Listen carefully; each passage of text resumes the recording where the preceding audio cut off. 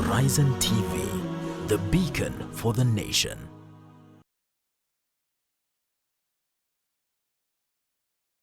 Angalia Uislamu ulipoanza ulianzaje? Ulianza kwa istidraj, ulianza kwa polepole.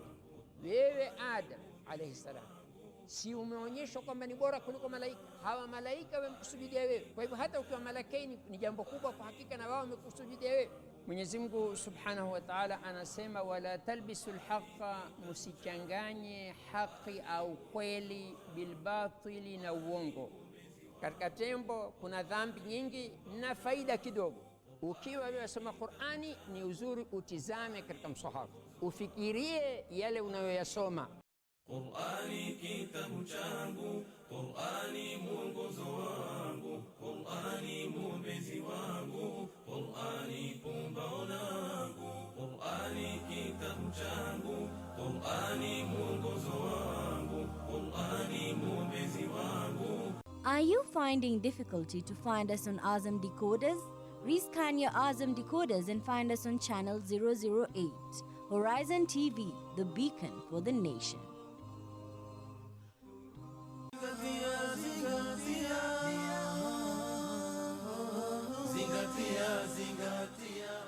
Kalamu imeinuliwa kwa watu sampuli tatu, yani hawaandikiwi madhambi. Wa kwanza, mtoto mdogo mpaka atakapo balighi. Mtu amelala akaota, akazungumza, akapiga makelele, akabobokwa, haandikiwi madhambi. Na mtu ambaye ni mwandazimu mpaka akili yake itakaporudi. Yoyote miongoni mwenu ambaye atakuwa ni mgonjwa au ala safarin, au atakuwa katika safari, fa'iddatu min ayamin ukhar, anaruhusiwa kula kisha atalipa baadaye. Muhimu zile ambazo wadaiwa uziweke hisabu, na kila ukilipa uondoshe mpaka atakapomaliza.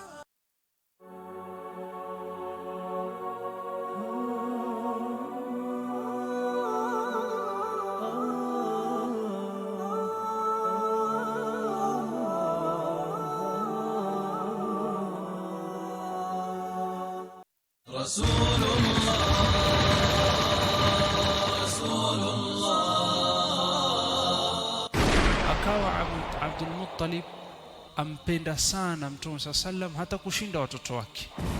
Na Abdul Muttalib, Mtume Muhammad sallam alikuwa ni mjukuu wake. Abu Talib na babake Mtume sallam dimba ndugu, tumbo moja, mama moja, baba moja.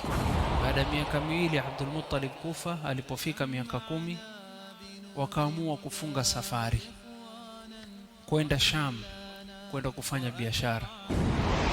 Faqala rahib, huyu mtoto akifika akionekana dola ya Rum watamuua.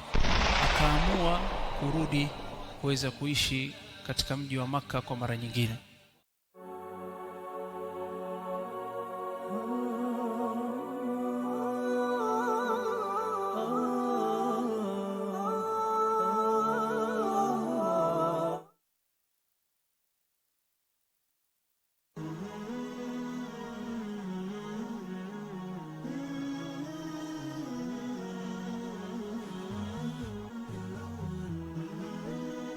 Horizon TV, the beacon for the nation.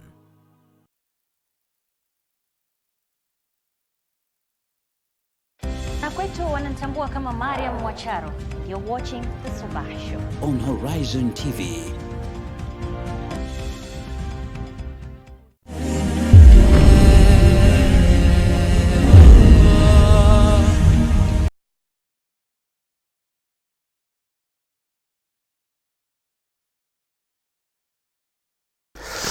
A happy new month, as they would tell you, because we are on the first day of August 2019. Assalamu alaikum wa rahmatullahi wa barakatuh. My name is Faisal Qasim and welcome to the Sabah Show, standing in for beloved Mariam Mwacharo, who is not feeling well. So for all our beloved viewers back at home, kindly today remember our beloved sister in your prayers, because she is not feeling well. She got an asthmatic attack. So we wish you a quick recovery, Mariam, and I'll be trying to fit into her shoes this morning. And before that, We will be looking at what's making the headlines this morning, and joining me in studio to discuss this and break these topics down, looking at different issues here and there, from politics to national issues. We have Edwin Ayiro. Yes. Our political analyst. Vipi brother? Assalamu alaikum. Habari ya asubuhi. Mzuri sana. Karibu sana. Asante. And of course, you have our producer, rather, that is Suleiman Nechesa of Tumba. Assalamu alaikum. Wa alaikum salam. You're having a good morning? Yeah. High spirits for the new month? Sure. Karibu sana. Okay, now looking at some of the stories making the headlines this morning, we have on the People's Daily, cabinet meeting with a difference. Edwin, you are well versed with this story that's continuing on page 4, that the ruling party, the Jubilee Party, all hell break loose. It's not so good. Trouble in paradise, as the president and the deputy president, despite the bromance that we're looking at in the public functions, it seems that things are not so well in the party. And I mean, now that they have to run a government together, the executive must meet as a body, so the cabinet should meet despite these differences. What do you take out of that? Well, yes, the differences have really been playing out so loudly and clearly in the public domain, and that is really a not good thing, given the times we are finding in as a country. Yes. We are grappling with serious issues. We have this threat of cancer, we have this threat of unemployment, we have this budgetary deficit. So we have so many serious issues to focus on than to be divided, because this time, it is the time that the cabinet needs to be united, so that it delivers on the Big Four agenda, so that it delivers on the public mandate that the Kenyan people gave the president and his deputy. Yes. So right now, you know, constitutionally, the president is the head of the cabinet, and therefore pundits have held that probably it is time the president dissolved the entire cabinet and reappoints new cabinet members. But again, if you look at these differences, yes, should they do that? Sorry? On what grounds should he disband the whole executive? You know, you look at, first of all, how disjointed the cabinet is. Look at how publicly even some cabinet secretaries are coming out to differ on matters of principle and law. And that should not be happening in a unitary government. We can take leave with that in a grand coalition government, but not in a unitary government like Jubilee government. So on that issue, as I wind up on it, what the president needs to do right now is to call the cabinet to order. Let them know, president, he is the head. And I just want to reiterate this. This is a 50-50 government. Yes. Ruto has his 50 cabinet members %, and President Uhuru has his own. Of course, we tend to assume that. And then it's an assumption. Yeah, it's an assumption. No, not even assumption. It's an assumption. It is not an assumption. It is very clear. Because you don't have facts to prove that. So that's what I'm saying. It is an assumption. You know, this is a 50-50 government. We understand that. It is in the public domain. And that's my thought that I'm really holding on so strongly. And you might be meant to understand that. As I say, it's an assumption because you don't have substantial facts to prove that. And maybe just pick your mind of Tumbo into this conversation. Where are we for as far as objectivity and subjectivity is concerned? Because you're looking at the personal interests have taken precedence, have taken the right foot, as opposed to the objective mandate of these two people and these two parties and these two divides. What's your take on that? My brother Faisal, we are biting very serious issues in the country right now. Yes. Corruption is another war we are fighting against. Cancer is also taking roots, and many other things that are fighting the entire nation. So the cabinet should be united. Yes. We should have a focus. We should sit down and realize what we want and where we want to go.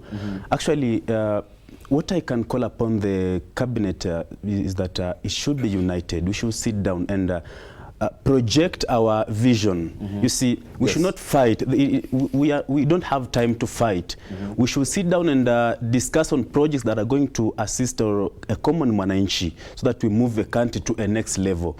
We are not going to fight cancer. At the same time, we are fighting corruption, and people we entrusted who are supposed to sit down and help us common mwananchi fight these vices in the society, they are again fighting themselves. at the expense of discussing very important projects in the country. So we just need to be united for the purpose of a common mwananchi and for the reasons as to why we were appointed in these particular offices. Thank you so much. Your point is well noted. And interesting enough, you've mentioned something, one of the vices that's currently affecting our nation, and that's making the story on page 6 of the People's Daily, where President Uhuru Kenyatta says will not relent war on graft. It's a tough declaration. Says President Uhuru Kenyatta yesterday reiterated that he will not relent in the war against corruption. The president emphasized that no effort will be spared in ensuring that the vice that has been choking the country's economy completely destroyed. This comes after the Sunday submission that the Kiambu County Governor, His Excellency Ferdinand Waititu, submitted himself. That is after CS Rotich and PS Thuge, of course, were arrested by the EACC after being prosecuted. This war on corruption that's taking a whole new level has gone a notch higher. Is it political witch hunt, as some quarters would put it, or it is something that's genuine? Edwin? Well, you see, we're just coming from a phase where we've just had declarations against corruption and nothing has been done. Yes. But right now we can see light at the end of the tunnel. The stepping aside of Cabinet Secretary Henry Rotich and the Principal Secretary Dr. Kamau Thuge. Yes. And we are looking at also the stepping aside of Kiambu governors, thanks to the ruling of Justice Mumbi Ngugi. Justice Mumbi Ngugi. Yes, and right now, what the president actually is having a golden opportunity to cripple this corruption menace, because the country is rallying behind him. He has Raila to his side. He has nearly every focused leader to help him fight this corruption. If the president cannot get it right this time, it will be very difficult for people or leaders in the next, in future to fight corruption. Because if this war is not won today, trust you me, it is going to mutate and it is going to gain immunity. And you know, if the corrupt cartels can suffer this purge right now, it will be very hard for us to deal with. So president needs to continue fighting, and we as Kenyans, we are behind him. We are telling him the corruption is denying us the lucrative chance of ensuring that the young people have a secure future in this country. So you believe it's an objective fight against corruption? Yes, in fact, it is very objective. However, we do not want political witch hunt to be mad into it or to be pushed into it. So that, because right now you see you're charged, you step aside. So we need the DCI to be very accurate and DPP to be also very meticulous, so that we charge somebody on a crime that is prosecutable and that can go up to execution or determination. We will try and get the DPP or the DCI's office maybe represented in one of these shows to explain to us on what criteria that they are selecting the cases that they're selecting, so as to dismiss the allegations that it's a political witch hunt. Just to add on that, quick one. Just a point of correction, my brother Faisal. You know, such people, we can't call them honorables. We can't call them His Excellency. They don't deserve such titles. Somebody was embezzled fund. Oh yeah, but there are evidence to prove that. There is a handful of evidence to prove that. And not been convicted. I don't take that argument. It is true, but there is a handful of evidence to prove that. You can't call somebody. In fact, he's out of office. But it means subject to the. It has not been proved, yes, but we have evidence. And in fact, the court ordering him not to access his office then definitely means this person, the allegations that he is linked to this corruption issue. Mind you, particularly for Governor, His Excellency Governor Ferdinand Waititu, it's pending hearing tomorrow. The judgment on whether he can access office. Just an appeal. It's just an appeal. It's because he said he's going to appeal that the government should not continue with that with what Justice Mumbi said, that he should not access the office. But it's true, according to the Constitution. Justice Mumbi said constitutionally, when you are when you've been the allegations that you are involved in graft charges, you should vacate the office. Largely, you see. So it's just constitutional constitutional right. The justice just following the constitution. If you interrogate the ruling of Justice Mumbi Ngugi, that judgment is up to the point. In fact, it is bringing in the aspect of amending the Economic Crimes Act. Okay. It says, yes, maybe 10 seconds. Very quickly, quickly, please. That why should public servants step aside and not elected leaders? Because these elected leaders are also in charge of resources, that there have been allegations of misappropriation. So also, they are subject to public scrutiny. And if found or charged in court, they should just step aside. My goodness. Of course, I mean, another story, another very beautiful story on page 8 of the People's Daily that we will be talking about right after the break. PhD Kitugani. Those are the words of Honorable C.S. Magoha, Professor. That is the Education CS. That we'll be talking about that more stories making the headlines after this very break. So please do not go away. We're going to be back.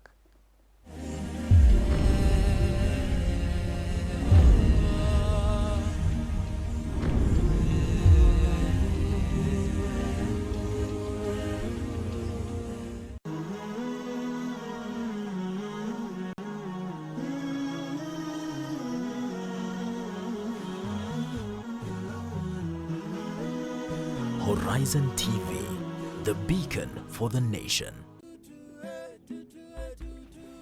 Assalamu alaikum warahmatullahi wabarakatuh. We are now at the Arena 1. And over here we have player of the day. I'm back to beat Hamza's team. He's a diver. I chose Surah Al-Mutaffifin. I don't know the names, but Nabi Isa said, I am a slave of Allah. Is it Prophet Luqman? 1 point for this team. Welcome to Active Sunday. Things which will happen at the last day, which is very shocking. That's not fair because I wasn't here. It's a happy, happy, happy day. Oh, what a happy day it is for Active Sunday.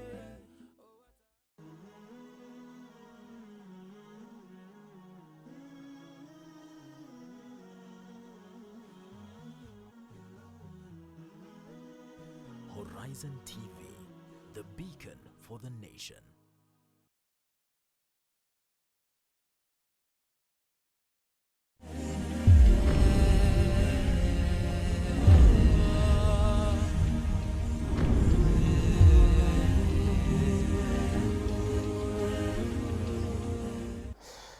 Welcome back. Assalamu alaikum. Welcome back.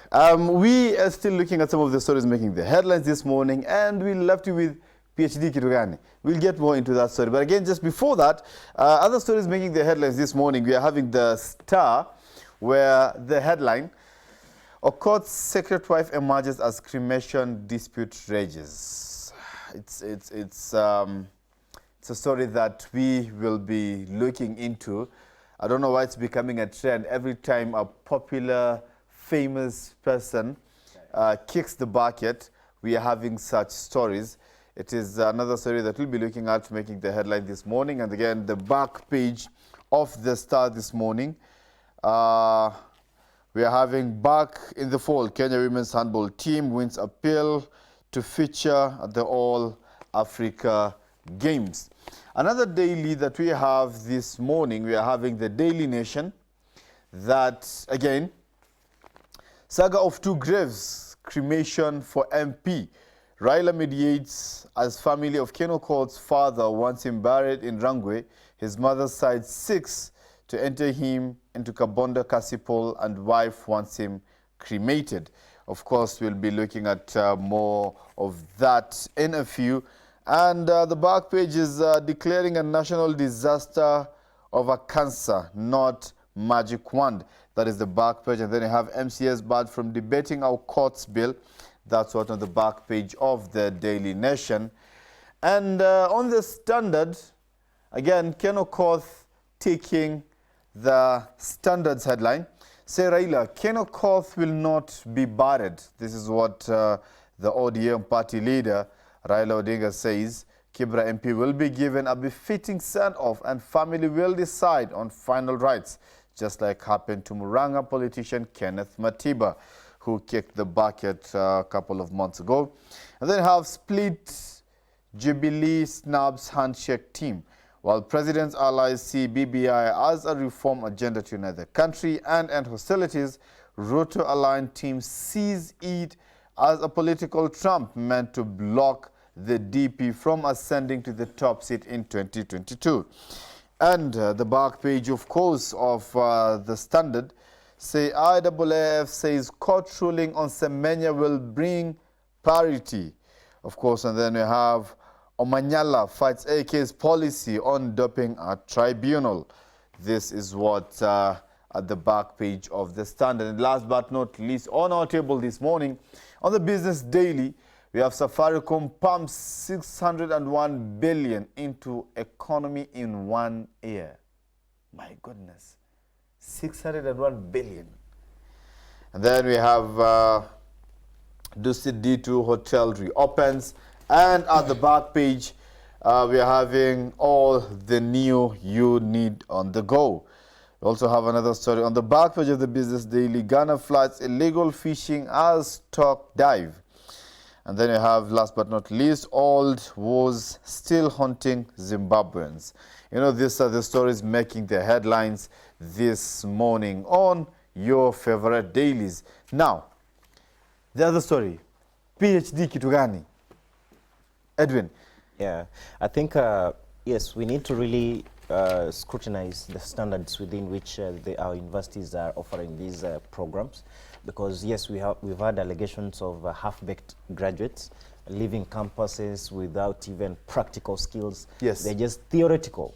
You'd find a pure practical course, students being taught theoretically, and you question the competence of these students because they also need this hands-on experience. So to some extent, I agree with the CS. We really need to scrutinize and make sure that our universities are offering courses up to the expected standards, because if you put a technical student and a graduate here, you know, you'll find the technical student has more hands-on experience than the graduate. Yes, the graduate has a degree, but that degree is in theory.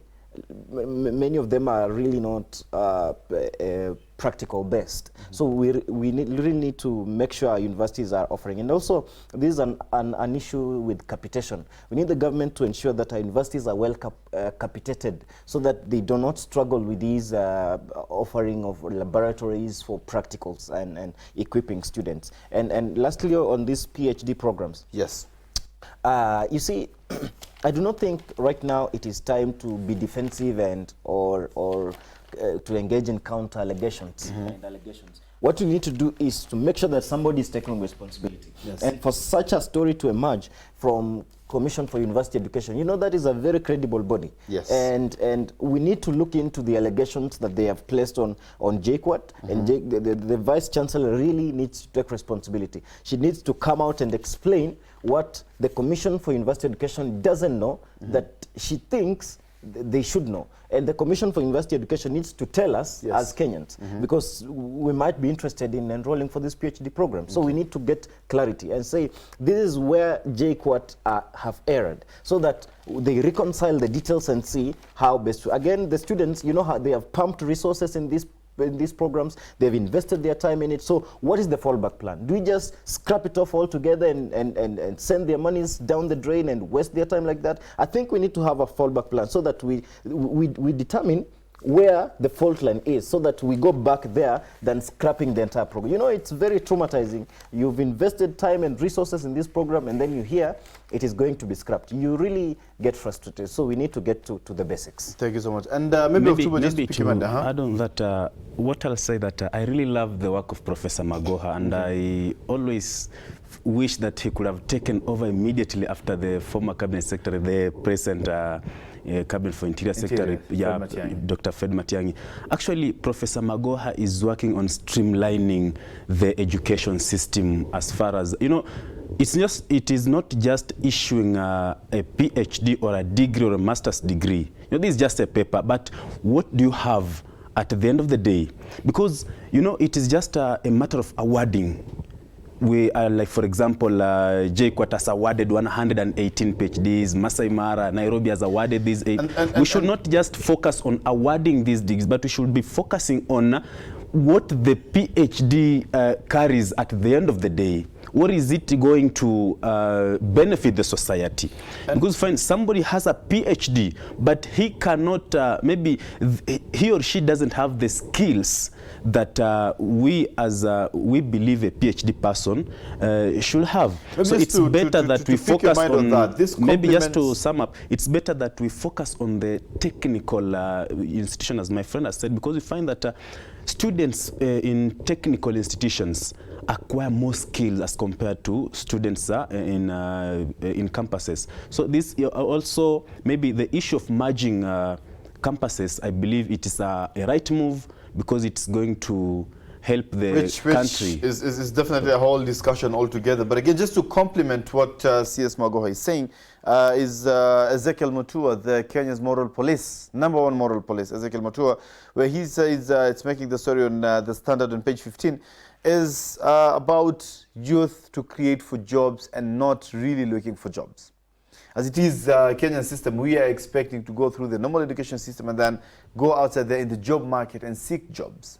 Okay, and now Professor Magoha is coming out to question these documents in the first place. So another story that's just complementing that, it's on page 15 of the Standard, which should be coming on the screen in a short while, where Ezekiel Mutua is proposing that youth should create jobs and not look for jobs in the first place. So just to pick your mind very quick on that before you get into the story of Kenokoth. I think Ezekiel Mutua is speaking from a wealthy position. I do not think he understands the struggles the young people are going through right now. Send a young people to a bank and they will ask for 6-month bank statement. This is a fresh graduate who doesn't have even a collateral to put as a loan to get some money to start a business. Look at the business environment. The government is overtaxing small micro enterprises. And this is really putting a dent on the profit margins that, actually Kenya National Bureau of Statistics records that about 400,000 jobs, the SMEs, do not even see to their first anniversary. They don't last a year.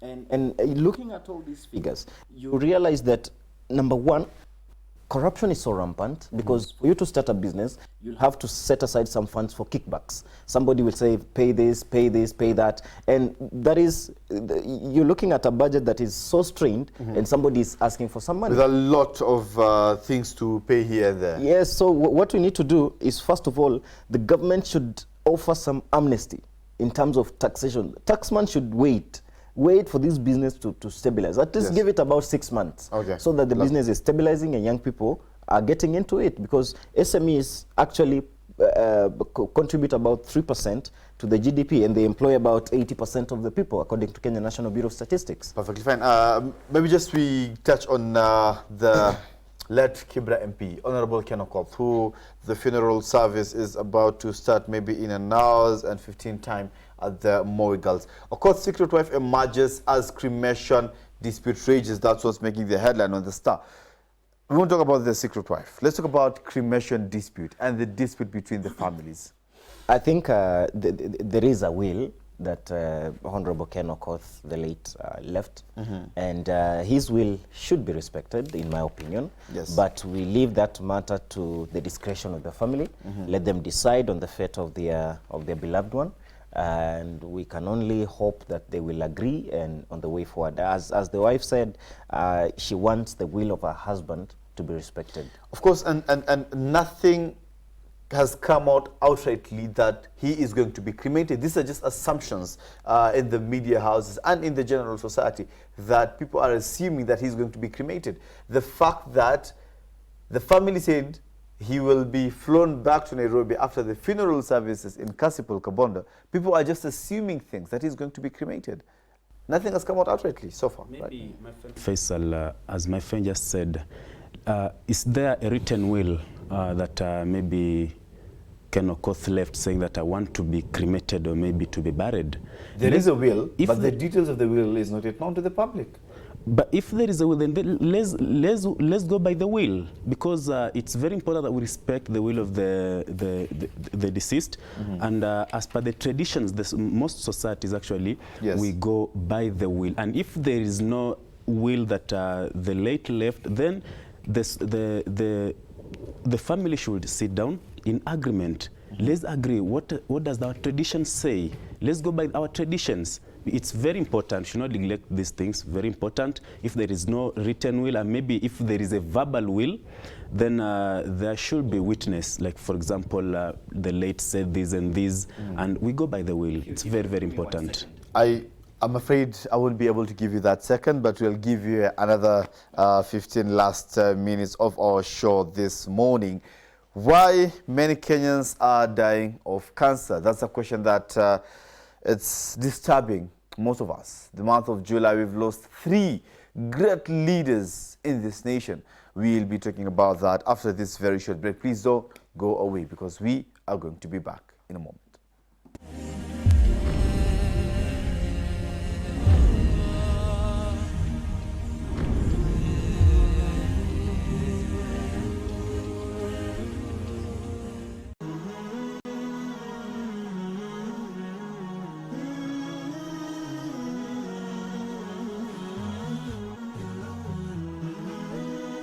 Horizon TV, the beacon for the nation.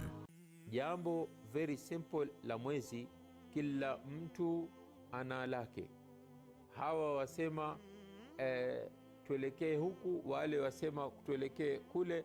Ammati nas, watu wa katikati hawajui, watu wa kawaida hawajui wafuate lipi.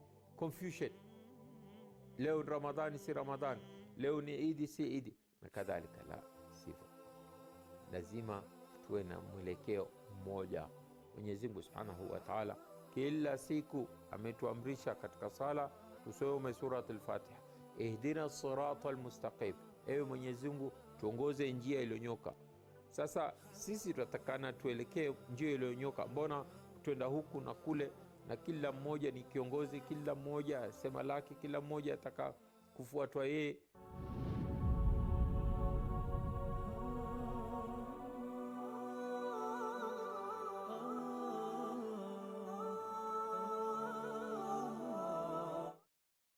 Quote of the day. Imam Malik bin Anas said, I am but a man.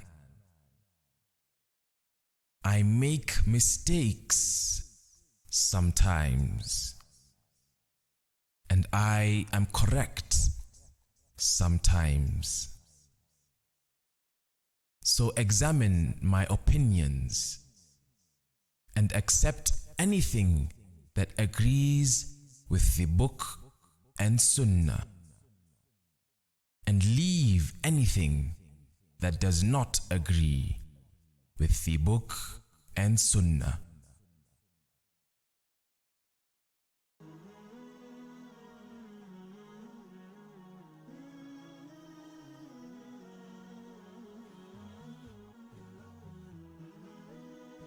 Horizon TV, the beacon for the nation.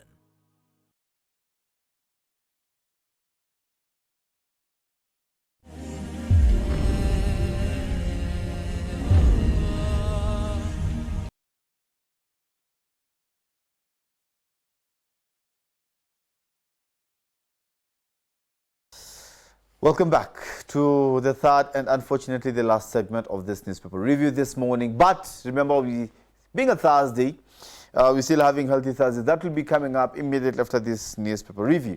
Why many Kenyans are dying of cancer? Is it a lifestyle? Is it a curse that has befallen us? What's really the problem, Edwin? Yeah, I think cancer is really becoming a serious illness. If not, it is a serious illness, because so far we've not had a case. I mean, we've had cases of, cancer, people succumbing to death. And I think the government brought these cancer screening machines, though the process again was marred with corruption and irregularities, and the governors were rejecting because they were not consulted. So of serious things, sometimes in terms of health, the Ministry of Health has been really dragging its foot, and with such machines, we just need to have our own, because it doesn't make sense to lease machines, yet cancer is not here temporarily. This thing looks to be staying here. So we need to take into account and consideration serious policies that will help to mitigate this cancer. And this is in fact a very serious issue to our country right now, and we need just to get more expertise and more technology that will help. And people need to also check on their lifestyle. Yes. You see, we want quick things, quick food, quick whatever that is going to have some adverse effects on our health. And if you look at some of the causes of cancer, it is also because of these advancing technology, because of rushed cooking, whatever, microwaves, those things really are to some extent contributing, So we need to also check on that. Exactly. And October, maybe just loop you in on this, because if you're looking at the back page of our Daily Nation, I mean, there are proposals to declare cancer a national disaster, because as you've said, the month of July, 1 month, 3 great leaders in this nation says Kenya may be unable to deal with cancer even if the government decides to declare this disease a national disaster. My goodness. Brother Faisal, it is so sad that cancer is wiping all of us in a short time. You see, we need to give it much attention. As per the oncologists and health experts, they're saying cancer is curable. Just that we are neglecting it and we are not giving it much attention as it deserves. It's high time our legislators should discuss on matter how to eradicate this disease. Let's focus on maybe buying facilities that are going to help eradicate this issue. Let's not just let's not just focus on what we want, we just want allowances, night allowance, we want a mileage allowance, but at the end of the day we are not discussing about these issues. MP we're having Mohammed Ali, the Soko Jicho Pevu, last year, he was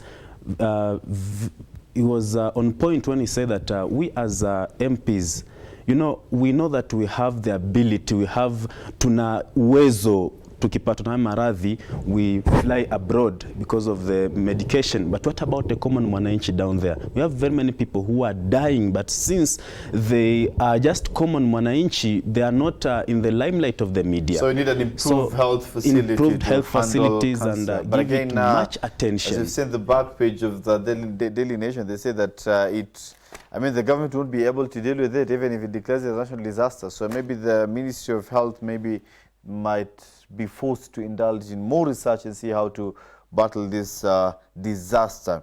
Of course, on the Daily Nation, I'm again grabbing the headlines, is the Honorable MP for Kibra constituency, that is Ken Okoth, on matters cremation that we've already spoken about. On page 6 of the same paper, stronger Dusit bounces back in style. After the deadly terror attack at the Dusit D2 attack that saw few lives lost and quite a number of people that were greatly affected yesterday, led of course by the CS Najib Balala and CS Sports Amina Muhammad, it reopened again. Says a battalion of armed security personnel greets you as you enter the new look Dusit D2 hotel complex, complete with sniffer hounds having got to sniff anyone intending to get into the complex. Heightened security, beefed up, they're back, bigger and better. What does that tell about our fight against terrorism? Well, I believe in the ability of a government to ably tackle this issue of terrorism. And my message to the Cabinet Secretary in charge of internal security and defense, the Cabinet Secretaries, is we no longer want to learn from hard realities. Yes. Let us take steps that will ensure Kenya is safe and secure. Let us secure our porous borders. And to those who wish to induce fear and harm Kenyans by way of terrorizing us, yes, I tell them this morning that our spirit is stronger. They cannot outlast us, and we will defeat them. If they want it, we will give it to them, because Kenya is a great country, and we do not want terrorism to be our concern. What we want to focus on is development. And we tell our president, Your Excellency, look into this issue. try to rationalize if it is tenable to keep our soldiers in Somalia. My opinion, he is and always has been, let the president withdraw troops from Somalia.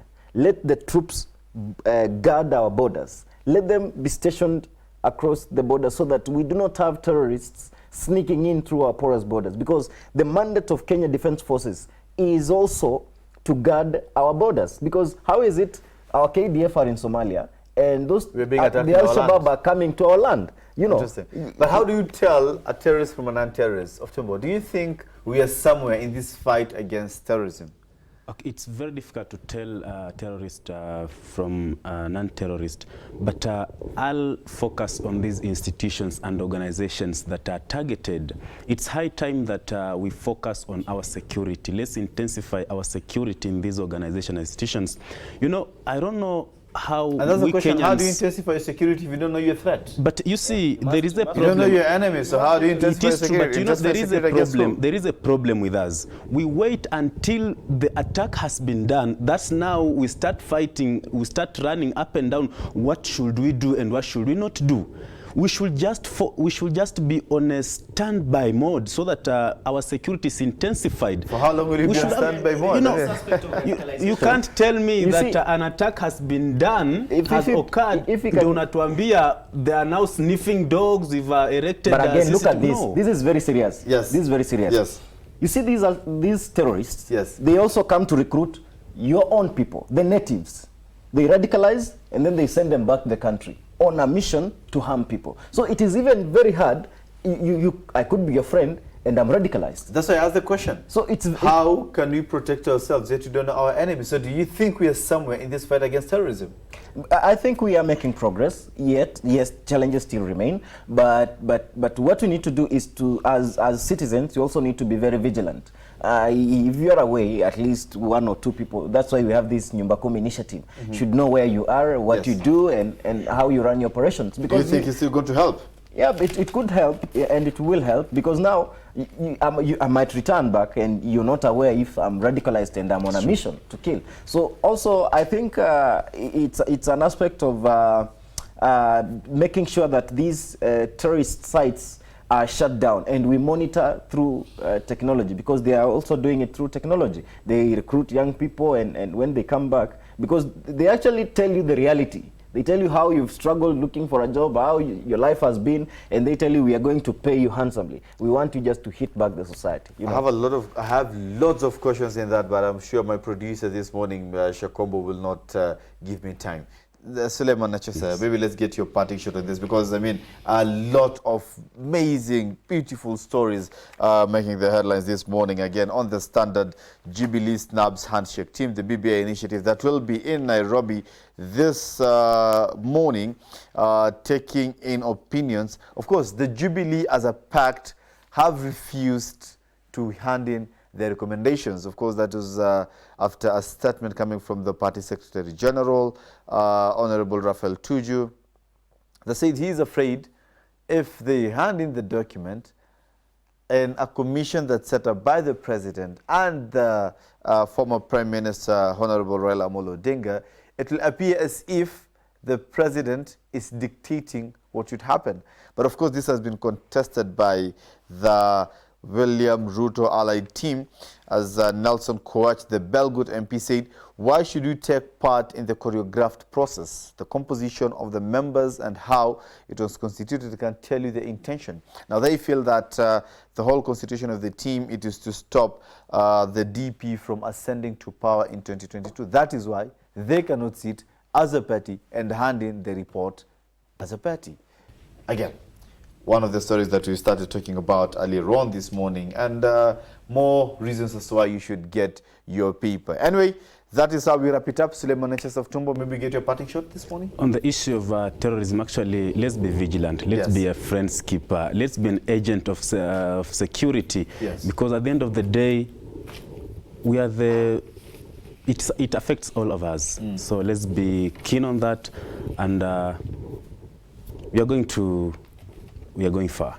Thank you so much. Thank you so much. Edwin, your parting shot this morning. I think BBI should be very objective because it is seen as a tool to cripple or terminate William Ruto's presidential bid. Yes. So it needs to be impartial. Again, I want to tell the country that we are at a very critical moment. We have issues that are so defining, issues like the risk of jobless underclass, we have the issue of cancer, we have the issue of corruption, the issue of terrorism. So we need the cabinet to stay united and make policies that will drive the economy of this country forward. We want corruption to end. We are behind the president, the fight against corruption. We want to end impunity in public offices so that we have efficiency in service delivery. And we want, lastly, as I finish, the National Treasury to develop policy measures that will ensure the business environment is conducive for foreign direct investment and the growing of small micro enterprises, because they will help to spur economic growth, create alternative sources of employment, and will get our country to where we want it to be. Amazing, amazing, gentlemen. Yes, you get it. Small bodies, big minds. Amazing experience right here on the Sabah Show. And remember, being a Thursday, as I said earlier, we will be talking about obesity. Let's talk about big bodies now after the break. But again, before that, gentlemen, join me as we are winding up this show. Thank you so much, producer Suleiman Nachasa of Tumbo, and thank you so much, Edwin Ayiro. Sate sana. It has been a pleasure hosting you, gentlemen, this morning. And that's how we wrap up the newspaper review this morning. See you after this very short break as we will be talking about obesity and weight loss. See you.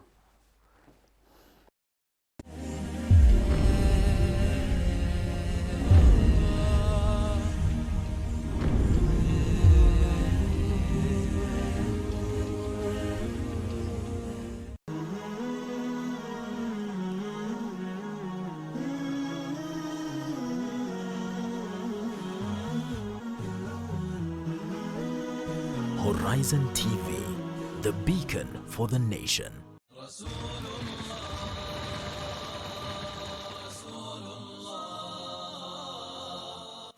Akawa Abdul Muttalib ampenda sana Mtume sallam hata kushinda watoto wake.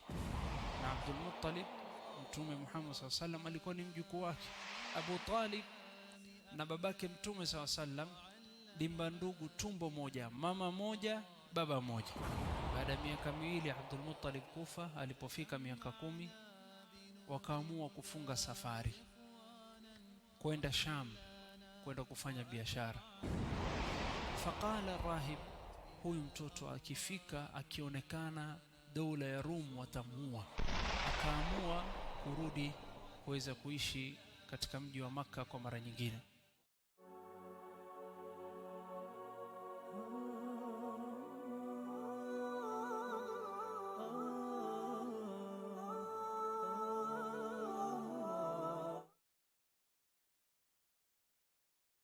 Nachukua fursa hii kukaribisha katika kipindi chako cha kila wiki. Neno hili fiqh ni ufahamu, yani kufahamu kitu. La jirani nlipi, la mkubwa nlipi, la mtoto nlipi, la usiku nlipi, la mchana nlipi. Hiyo ndio yaitwa fiqh. Dini hii ya Uislamu kila kitu hatutafuti popote. Kunwa maji atakavyo Mungu. Kwa nini Mwenyezi Mungu ameharamisha nguruwe? Kwa nini Mwenyezi Mungu, mbona hujauliza Mwenyezi Mungu kwa nini amelalisha mbuzi? Mwenye kula nguruwe ni mtu kwa hana wivu. Uislamu umekuja umekamilika. Hata wadudu watafuta amani, hawataki kuudhiwa na wao pia. Wala Uislamu haukuja kuwaudhi hata wadudu, ni makosa.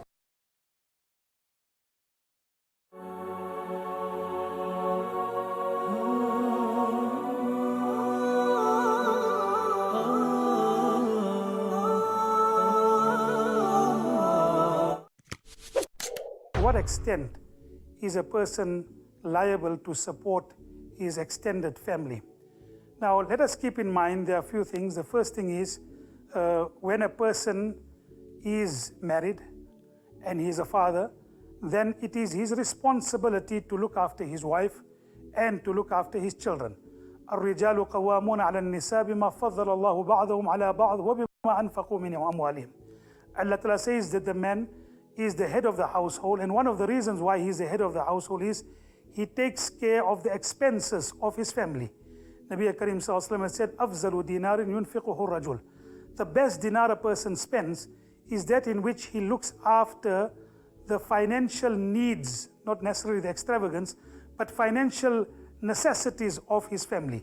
That would mean his wife and his children and his aging parents, because that would be his responsibility. As far as the extended family is concerned, if he has the means, then Nabi Karim sallallahu alaihi wasallam had said, if he has the means, then it is preferable for him to help his extended family first before helping other people who are needy. Nabi Karim sallallahu alaihi wasallam had said, to help a person who is poor is one reward, but to help a relative who is poor and is in need, you have a double reward, because you are helping someone who is needy and you're also helping him who is a relative. So let us look at these questions and look at the answer. Firstly, yes, it is compulsory for him to look after the financial needs of those who are dependent upon him, his wife and children and aging parents. And for example, the other aspect with regard to the extended family, if he has the means, and that's a very important caveat, if he has the means, then it is preferable for him to first look at the needs of the relative rather than looking at the needy outside the family. Jazakumullah.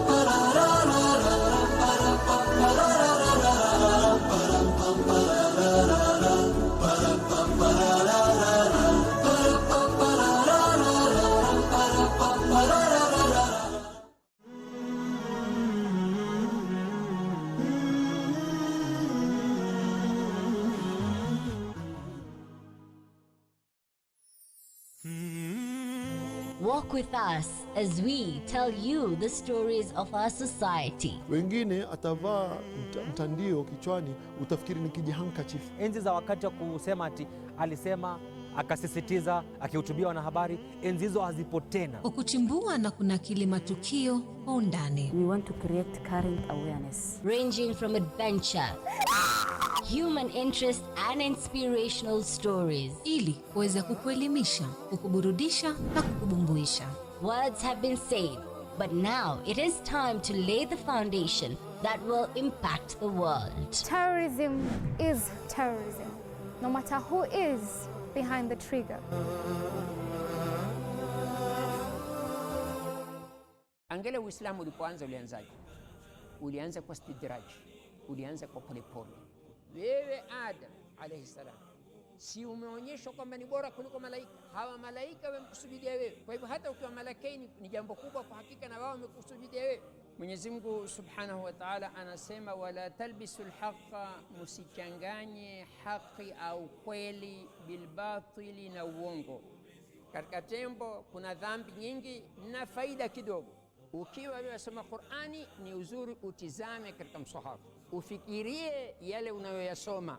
Qur'ani kitabu changu, Qur'ani mwongozo wangu, Qur'ani mwombezi wangu, Qur'ani pumbao langu, Qur'ani kitabu changu, Qur'ani mwongozo wangu, Qur'ani mwombezi wangu.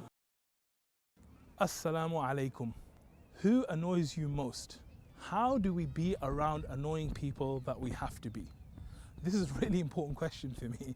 And I remember being at a development course where I saw this guy who was so laid back and he was so chilled out. I mean, the way he spoke, the way he walked, the way he did everything. So I thought, you know what? This guy knows. So I went to him and I said, you seem like a great, calm, chilled out person. Can you tell me, how do you stay like that when you're around annoying people?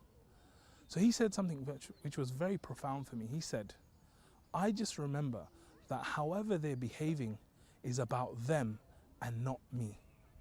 Now I had to think about this for a second, but I realized he was absolutely right.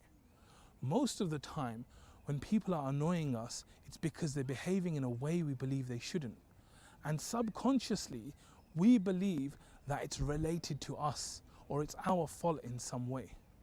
This, of course, isn't true, because however someone chooses to react is down to them and the choices they make. So let's take an example. Imagine that I came to you and I verbally attacked you and I abused you. How are you going to feel? You're going to feel bad, right? What if a few minutes later I come back to you and I say, listen, everything I just said to you, it's all about me. It's got nothing to do with you. It's because of the stuff that's going on in my life right now. How do you feel? better, right? You feel better even though I didn't apologize. Why? Because I've told you that it's not your fault. So the way to be around annoying people is to remember that their behavior has nothing to do with you. Now, one last question before I go. If you think I'm annoying, who is that about? You, right? So the real question is, who is the annoying person? Jazakallah khair for watching. Assalamu alaikum.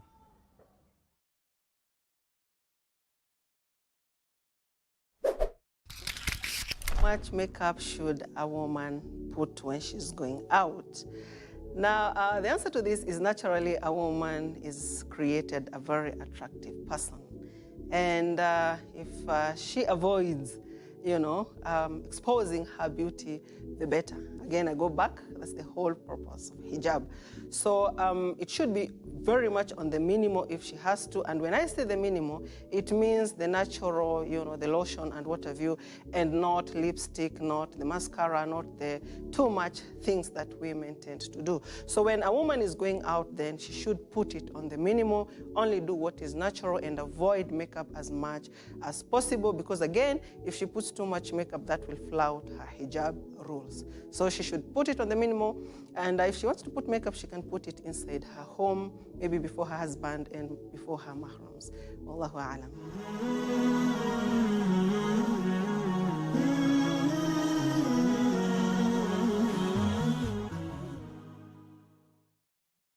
La kutafakari. Yasikitisha. Kwa hivyo lazima tuambiane tuweze kurekebisha, hususan muhula huu wa holiday, miezi miwili. Wazazi wote walivyosikia Matiang'i angeuza holiday Novemba Disemba kamili, kila mtu alilalamika, tuwafanyeje hawa? Allah, yule mwalimu ana watoto 40, mbona hajasema miezi mitatu anao masaa 8? Mbona hajalalamika? Wewe wako watoka mgongoni mwako washindwa kukaa naye miezi miwili? Kukija kukifungwa na madrasa, si ndio tutashikwa na wazimu na tupande na pressure? Kisa ni watoto. Kwani tumewalea vipi? Kwa sababu kulikoko hakuna affection, mapenzi tangu mwanzo, na kulikoko hakuna attention. Watoto za baba mkitoka na mama mkirudi hamujui nyumba imeungua ama imehamishwa. Waingia kwako wafikiria si kwa jirani. La haula wala quwwata illa billah. Tuwalea wenyewe watoto namna ile, kwa sababu hukumsikiza mtoto, atakusikiza wapi? Tuwasikizeni wakiwa wadogo. Tutakako sisi ndio washauri wao wakubwa wakiwa wakubwa. Msikize mtoto tangu mdogo. Wa maswali mengi wallahi jibu yote. Kweli wallahi yanadhiki yale maswali. Saa zingine ni hayo kwa hayo. Dedi amfanya nini? Kwa nini amfanya vile? Kwa nini amekuja? Hususan mkiangalia TV, ama swali zaidi ya kuangalia, jibu. Kwa sababu kuna siku atakuwa miaka 14, atakako kuna mambo yatamfika, akiwa ni wa kike ama wa kiume, bado atarudi kwa baba na mama awaeleze, kama vile ambavyo kwamba alikuwa kwa kikueleza ukimsikiza alivyokuwa miaka 3, 4 ama 2. Lakini kwa sababu ulimpuza wakati ule, akifika miaka 14 atatafuta jirani, jamaa maskani, marafiki zake wa skuli, walimu, ndo wampe ushauri. Na kumbuka hawa watu wa nje watatoa ushauri kulingamana na mila zao, dini zao, itikadi zao, malezi yao, ambao ni tofauti na vile sisi tunataka watoto wetu tuwalee. La kutafakari.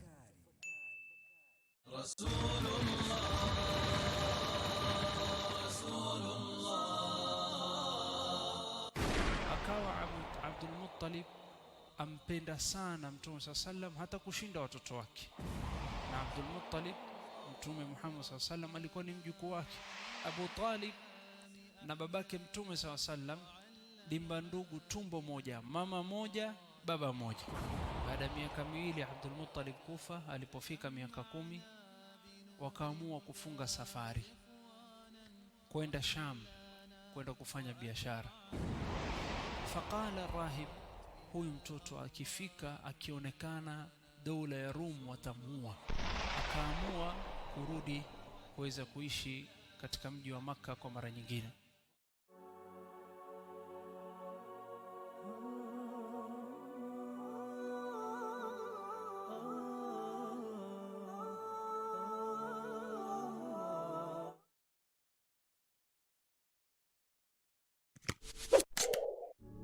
I don't want sex as much as my husband.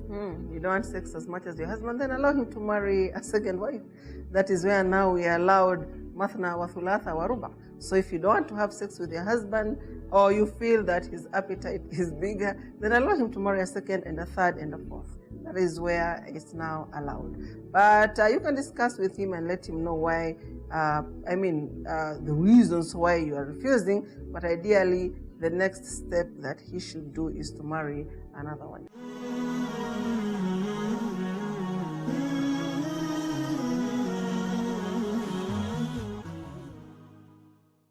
Angalia Uislamu ulipoanza ulianzaje? Ulianza kwa stidraj, ulianza kwa polepole. Wewe Adam alayhi salam, si umeonyeshwa kwamba ni bora kuliko malaika? Hawa malaika wamekusujudia wewe. Kwa hivyo hata ukiwa malakaini ni jambo kubwa kwa hakika, na wao wamekusujudia wewe. Mwenyezi Mungu Subhanahu wa Ta'ala anasema, wala talbisul haqqa, musichanganye haki au kweli bilbatili, na uongo. Katika tembo kuna dhambi nyingi na faida kidogo. Ukiwa wewe unasoma Qur'ani, ni uzuri utizame katika msahafu, ufikirie yale unayoyasoma. Qur'ani kitabu changu, Qur'ani mwongozo wangu, Qur'ani mwombezi wangu, Qur'ani pumbao langu, Qur'ani kitabu changu, Qur'ani mwongozo wangu, Qur'ani mwombezi wangu. Are you finding difficulty to find us on Azam decoders? Rescan your Azam decoders and find us on channel 008. Horizon TV, the beacon for the nation. Nachukua fursa hii kukaribisha katika kipindi chako cha kila wiki. Neno hili fiqh ni ufahamu, yani kufahamu kitu. La jirani ni lipi, la mkubwa ni lipi, la mtoto ni lipi, la usiku ni lipi, la mchana ni lipi. Hiyo ndiyo yaitwa fiqh. Dini hii ya Uislamu, kila kitu, hatutafuti popote. Kunywa maji atakavyo Mungu. Kwa nini Mwenyezi Mungu ameharamisha nguruwe? Kwa nini Mwenyezi Mungu, mbona hujauliza Mwenyezi Mungu kwa nini amelalisha mbuzi? Mwenye kula nguruwe ni mtu kuwa hana wivu. Uislamu umekuja umekamilika. Hata wadudu watafuta amani, hawataki kuudhiwa na wao pia. Wala Uislamu haukuja kuwaudhi hata wadudu, ni makosa.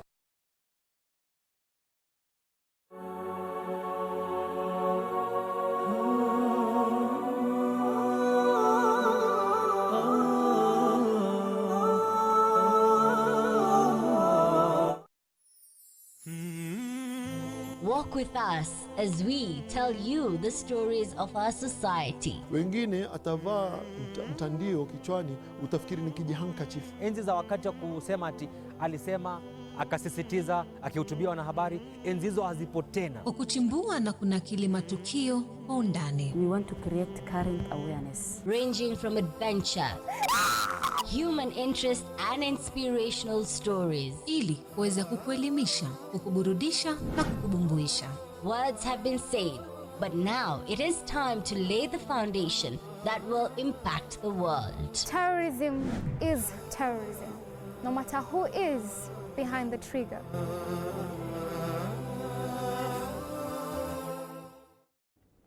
Assalamu alaikum. What makes you unhappy? One of the things that causes massive unhappiness are our shoulds. The belief that life should be like this, or he should be like that, or she shouldn't have done this. When life doesn't go the way we want, we feel sad and unhappy. Why is this? Maybe it's because we believe we know what's best for ourselves and our lives. It reminds me of a story about a guy called Imran. His wife was pregnant, and we should go with whatever Allah decides for us. So we need to throw away our shoulds. We need to accept the plan of Allah, and we need to be thankful and patient. Jazakallah khair for watching. Assalamu alaikum.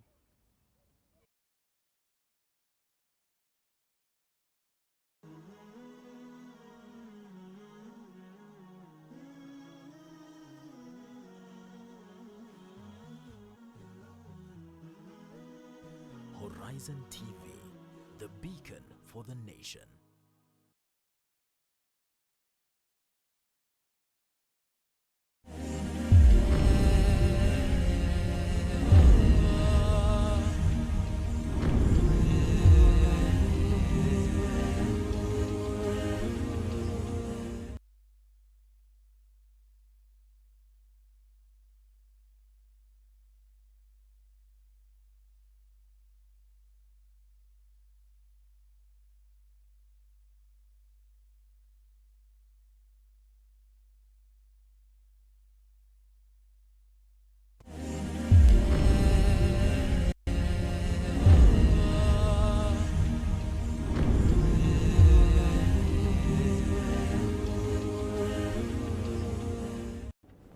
Assalamu alaikum. What makes you unhappy? One of the things that causes massive unhappiness are our shoulds. The belief that life should be like this, or he should be like that, or she shouldn't have done this. When life doesn't go the way we want, we feel sad and unhappy. Why is this?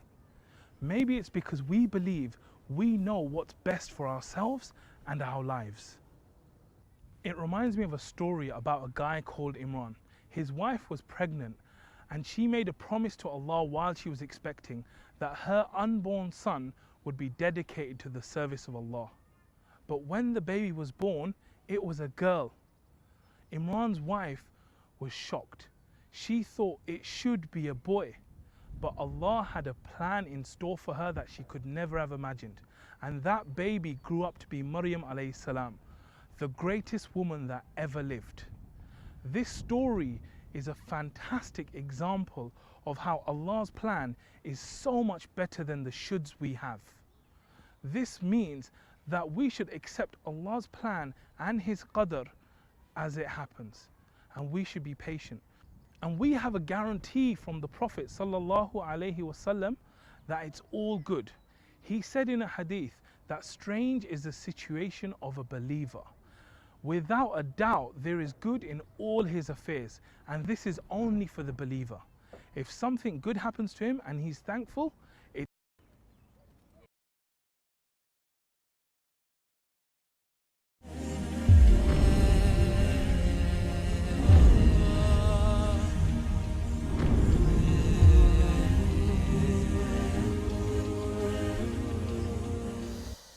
Apologies for the earlier on interruption. We had some few technical hitches. Assalamu alaikum. Welcome to the next segment of Healthy Thursday. Remember, in the first segment, the newspaper review, we had big minds in small bodies.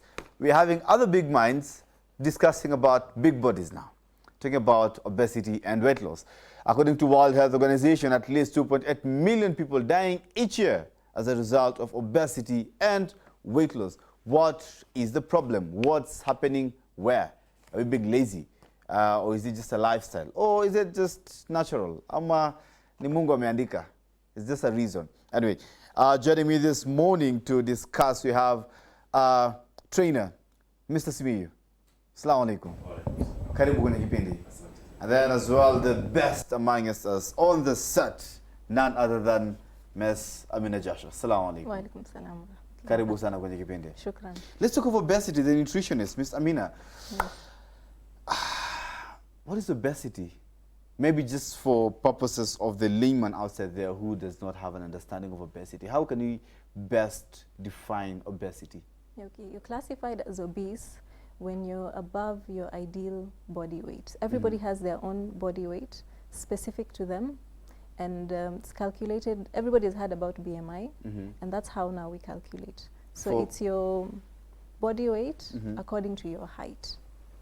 So my BMI is ideal for me because of my height. Okay. Your BMI will be definitely different from mine. Okay, so the determinant of the BMI, that is the body mass index. Yes. It is determinant on your height. Yes. And so it's we calculate it by taking your weight, and then we divide it by your height. Your weight divided by your height. So how do you know your ideal BMI? So there's standards. Okay. So once we calculate it, then we can see where the range is. So from normal is 18.5, 24.5. Of course, depending on your age and your height, is it? No, this one is, this is for adults. Okay. There's a different way for calculating children, but this is mainly for adults. Okay. Yeah. How do you tell when you, now, even if it's just a kilogram above, can you be considered to be obese? No. So above 24.5, you're overweight. So above 30 is now when you're classified as obese. So from until 30, you're still in the overweight range. You haven't reached obesity.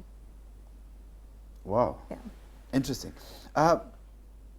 Simiyu, how do you tell obesity from just normal big weight? You know, there are some people who are just naturally, some people who are born with maybe 3.5 kgs, 4.9 kgs maybe, you know.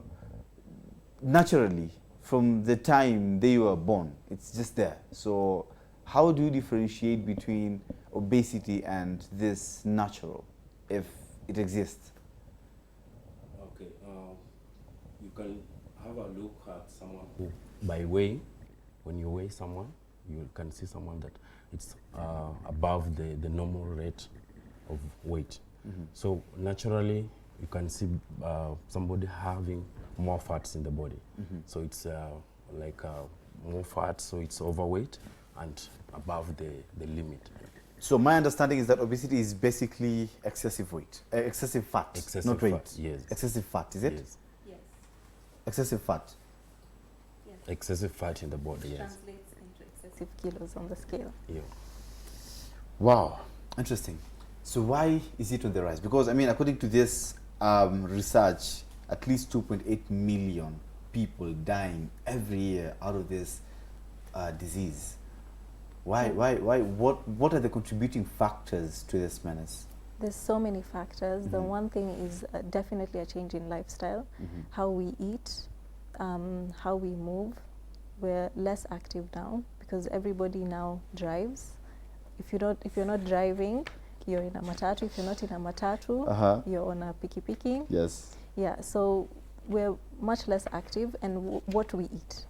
We've totally changed our lifestyle. We've gone more for a Western lifestyle in terms of more fast food, more and the convenience of delivery, and all these offers. Interesting enough, Yeah. we are trying to point the finger of blame to the Western world, yet they are not really suffering from obese as the Arab world and the Africans. Interesting enough. They are. It's still a big issue in their country, but they've recognized it as a public health concern. Here we haven't. We're not really linking it to the increase in type 2 diabetes, increase in high blood pressure, increase in heart disease. We aren't. There they have. They've seen the link there and they're trying to make a difference. Interesting. So, obesity among kids. You say you see a person and then you take him to different tastes, and when you see the excessive fat is when you declare this person to be obese. What about the kids? Is it can we say the same? It's lifestyle. Not only by seeing, but also by the actions of the kid. But if the kids has a problem in breathing, the kids has a problem in tackling few tasks like climbing stairs, like running. Whenever the kid does small things, he gets fatigued. Those are the signs showing that the kid is obesity. Yeah. Okay. Coming from a layman's perspective now, I have excessive fat in my body. Maybe I don't care anyway. It's just fat. When was the worst that can happen? It's just fats. So what are some of the dangers that come with obesity?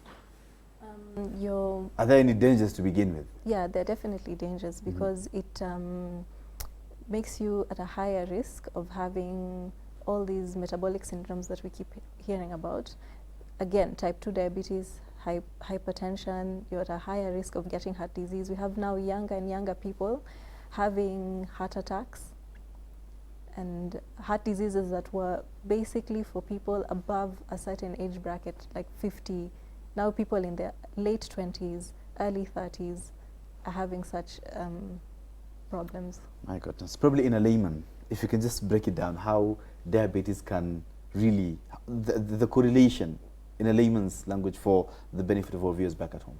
Okay, so when you have excessive fats, the fats interfere with your hormonal response. That's why it's called a metabolic syndrome. It interferes with your hormones. So you have people now who you're first classified as pre-diabetic, which means your insulin is not working as it should. So you have people being told you have insulin resistance. Instead of your insulin working how it's supposed to, the fat is kind of interfering and confusing it.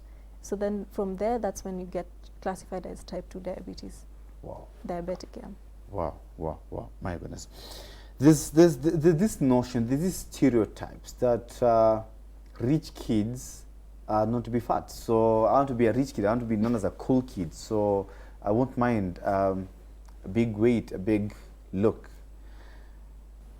What's your take on that? I mean, that's why I'm still coming from a layman's perspective. I mean, what's the worst that can happen despite the diseases?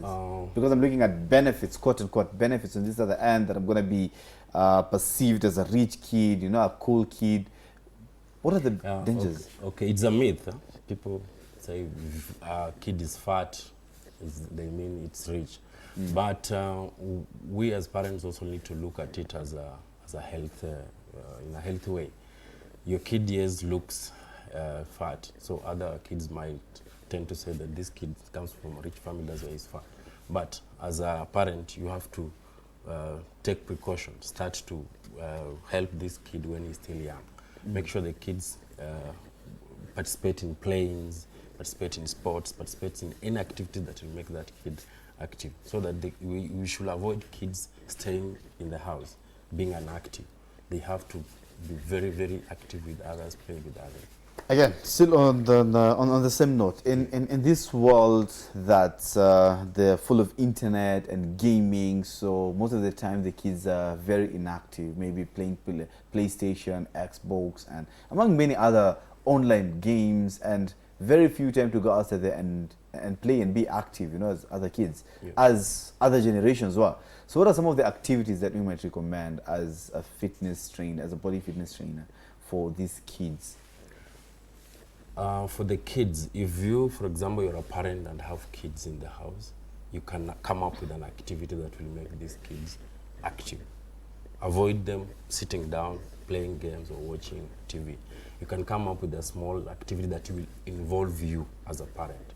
There's so many, you can have a small ball, you can start playing balls in the house, if you have a big space, or outside the garden, or you can start an activity of running, like joking, like small things that will make them active. For any specific period? Whichever is the space you have a small... How many hours per day?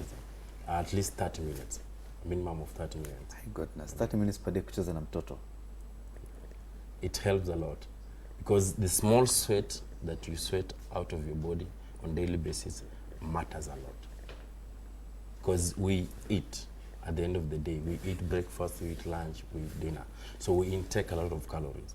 So, for example, if you intake like 2,500 calories a day, for you to manage and to maintain your weight, you have to burn all the calories you have intake. So if you don't burn, where do they go? They convert into fats, and that's where we grow big. Amina? Yes. Your take on that, just very quickly. Yeah, I agree with what he's saying. And the problem now is most people live in spaces where there is no playgrounds. Kids don't have space to play. So what he said, try to make activity at home. It doesn't have to even necessarily be a game where you're involved in. It can be housework. Make it fun and create a reward system. If you do this, then we'll get this. So for them, the whole point is just to get them moving, get them active. Play is part of it. Helping the house is part of it. So we have this idea of you have to be active, and they carry through into adulthood. Wow, interesting. Thank you so much. Remember, you can be part of this conversation, Horizon TV on Facebook, Instagram, and Twitter. Tweet me, Faisal_Kasim52. Be part of this conversation. Don't you forget 21951 is our direct SMS line. On YouTube, Zahra Maimuna says, Assalamu alaikum Horizon TV. We are with you. Good job. Say walaikum salam. Thank you so much. I have Lamia Haveliwala. I love your name. Hello. We have Francis Otieno says, great show, very educative. Sante sana. We have Shabir Seifi says, hello. Hello to you too, Sabir. We have Dorcas Ayo says, mashallah, great, especially this holiday period. Keep on tweeting, keep on sending these messages, keep on sending those tweets, keep on sending those messages on Facebook and Instagram, not forgetting Twitter. We will sample some of the comments. And if you have questions as well, drop them in. So, we're going to be back after this break.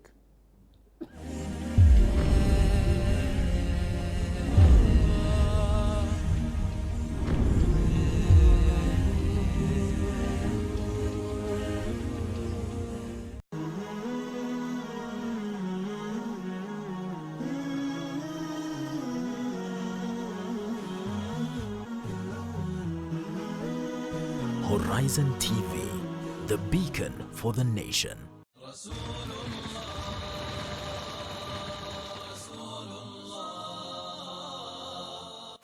Akawa Abdul Muttalib ampenda sana Mtume sallam hata kushinda watoto wake. Na Abdul Muttalib, Mtume Muhammad sallam alikuwa ni mjukuu wake. Abu Talib na babake Mtume sallam dimba ndugu, tumbo moja, mama moja, baba moja. Baada ya miaka miwili Abdul Muttalib kufa, alipofika miaka 10 wakaamua kufunga safari kwenda Sham, kwenda kufanya biashara.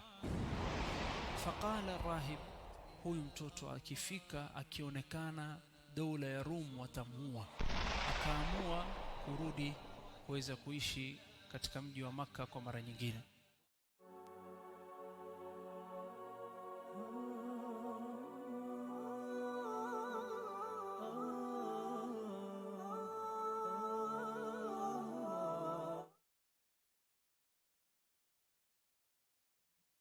La kutafakari. Leo tajiri yuenda mbio, yuatafuta wala hatosheki. Maskini yuenda mbio, yuatafuta na hatosheki. Hakuna tofauti ya tajiri na maskini katika kutafuta, bali wote wanakwenda mbio mpaka unashangaa ni yupi ambaye kwamba afaa ende mbio. Lakini hii yote kwenda mbio huku ni kwa kuwa tumekosa kufahamu madhumuni ya sisi kuwepo hapa duniani.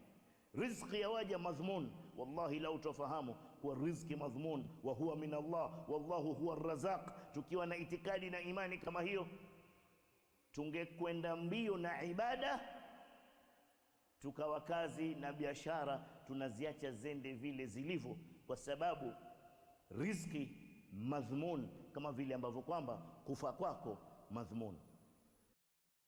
La kutafakari.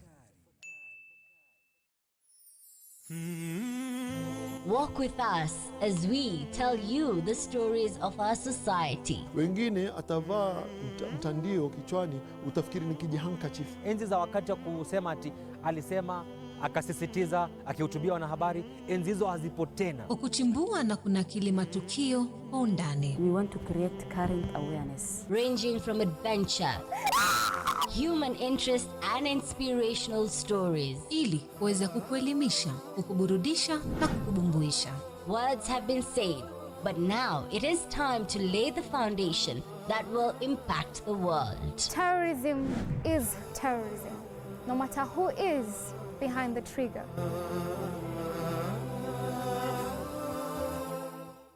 Lengo la kuwazungumzia wale ambao Allah subhanahu wa ta'ala amewachagua kuwaongoza walimwengu ni ili sisi pia tufaidike kwa mazingatio na masomo. Je, idadi ya manabii wa Allah ni ngapi? Miongoni mwa hao manabii 315 peke yake ndio ambao walikuwa ni mitume. Allah subhanahu wa ta'ala ametaja manabii na mitume 25 kwa jina. Peace be upon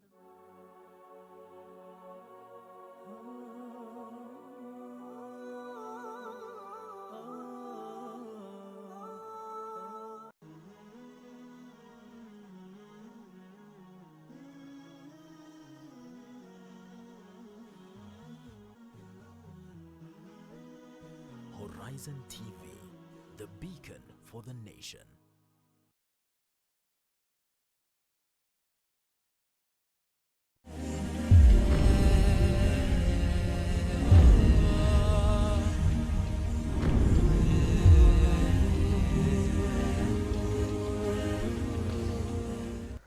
Welcome back. We are talking about obesity and weight loss. And bad news for myself and those like me with bellies. You know, it's very bad news. It's spoiler alert anyway. At least I've already warned you in advance, so don't say I didn't warn you. Doctor and nutritionist are here to just give us bad news. We thought of shortcuts for those lazy like myself. In this room, we thought of shortcuts, but apparently it's not going to work out. Anyway, let's talk on social media. That is Horizon TV on Facebook, Instagram, and Twitter. Don't forget the YouTube handle as well. And 21951 is our SMS line. Be with us. How do you know you're best? How do you know? How do you tell? Even before going to the doctor or anything, how can you tell it yourself in the first place? Yes, you can. Okay. In a simple way, if you find yourself having problem with breathing, after, for example, climbing stairs to first floor, you feel like you have problem with breathing. After doing a small activity, you feel fatigue. You feel like eating. You want to eat anytime. And also, when you feel like feeling pain in joints, that is the signs. All those are symptoms of obesity? Yes. My goodness. Huh? So, when you pant so hard after just going out the stairs, it's dangerous. Yeah, you know, some of us out there, some of other people, like I said, they can't do anything. They just sit around. So, doing any small activity, like even walking from the house to the shopping center, is a problem. So those are the things that people out there should try and be active.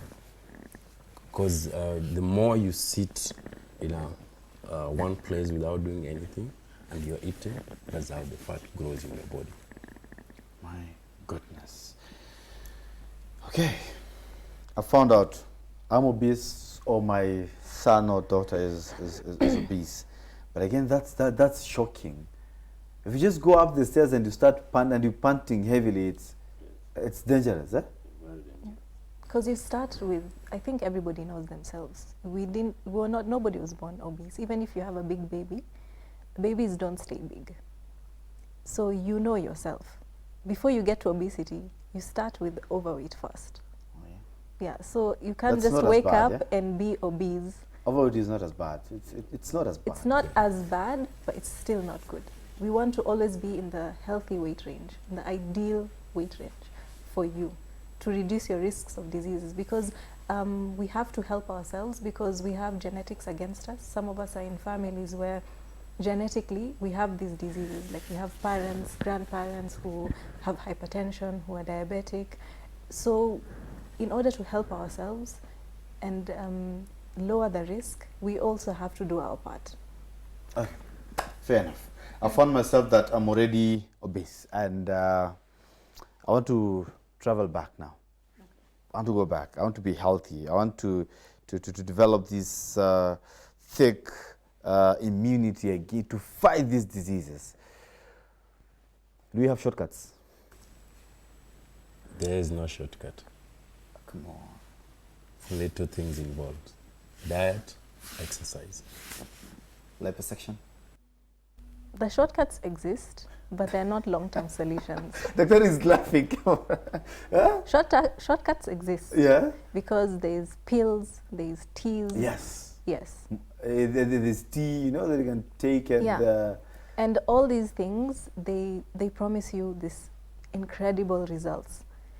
Even diets, they're crazy diets that people are doing, but they're not evidence-based. They're not based on fact and evidence and studies.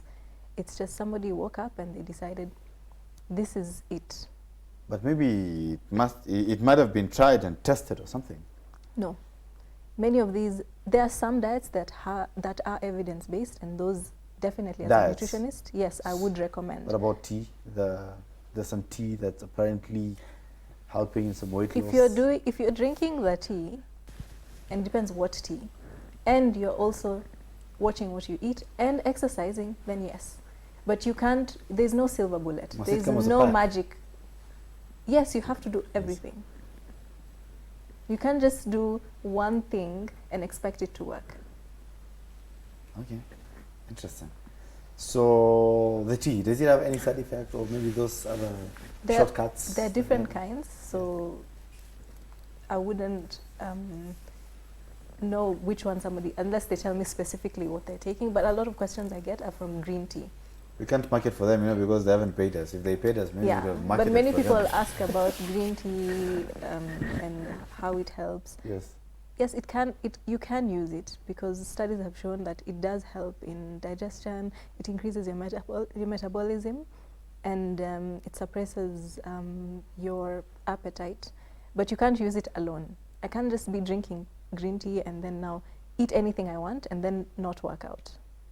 Whoa. So it must come as a pack. Working out, definitely. Looking at what you're eating.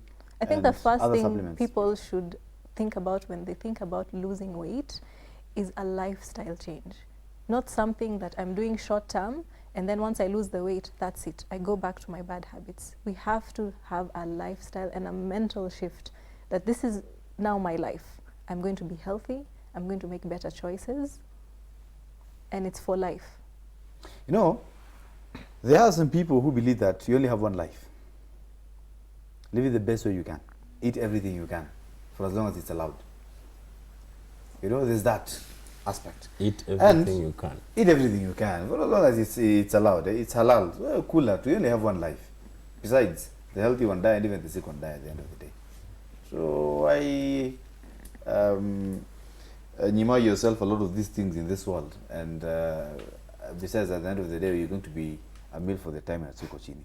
It's okay. And there's that shortcut that Jamal on a belly today and this week, and then within a week's time or 2 days, I'm going to a 6-pack. Liposuction meant that the fats have been extracted properly, and you're here 6-pack. You know, so you're nasema miraba minne. Jenga kaki sawa sawa. Always shortcut has effect. You'll find that those who does those shortcuts those lose skins. But when you do it the right way, you lose weight health-wise, and your skin itabaki. So the only side effect I'm expecting in the liposuction is just the tires, eh?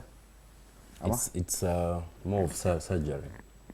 Yeah. So it has a lot of effect. Yeah. There's also, and anytime you go under, there's risks. So like he said, any short-term, any shortcut has side effects. And you find there are people who are serial dieters. This month they're on this diet, it doesn't work. Okay. So let's talk about the long term now, because I'm already losing up with these shortcuts. Eh? Let's talk about the long cut. Talk of that. What diet am I supposed to take? With the diet now, we have to first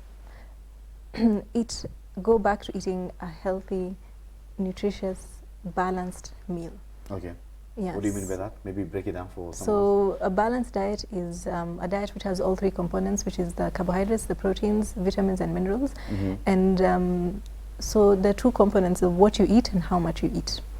So what we're eating is now the balanced diet, and then how much are we eating? Because many of us, we think we're eating healthy portions, but we're not.